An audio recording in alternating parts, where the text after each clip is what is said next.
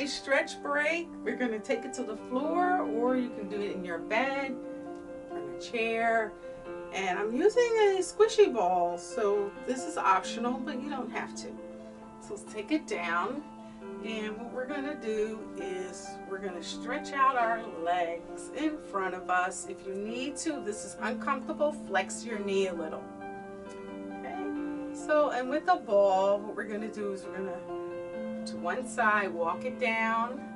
It may not be far, and that's fine, or it may be pretty far, and then walk back in.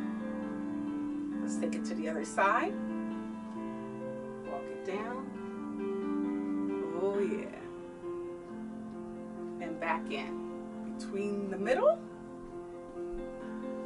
You don't have to straddle that much.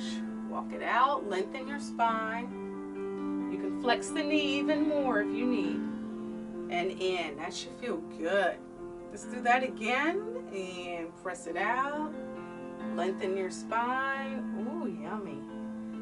I really believe this will help your back. Any back issues, right? Help that back to feel better. Push it out. Good. And one more. Let's hold a little longer here. And bring it in. Oh, that's good. Okay, let's bring it hip width apart again. And now we're to the side. And we're going to push it down. Lengthen your spine.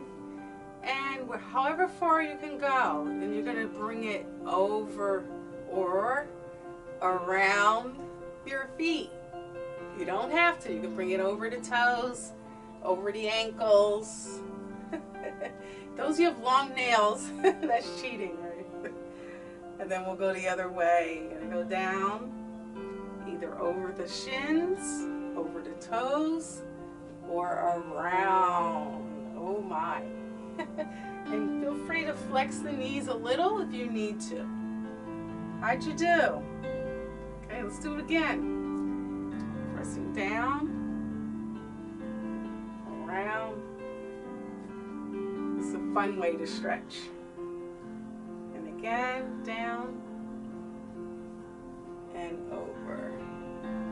Yum. Oh, that's beautiful. Now let's release. We're going to go to our elbows. We're going to reverse from the hip flexion. We're going to stretch out our hip flexors. Stretch out one leg. If you need to, lay on your belly. Just lift it up. Oh, yummy. Pump the ankles. Circle. And release. Switch sides. Stretch out those hip flexors. Pump the ankle. Circle the ankle. And release. Awesome.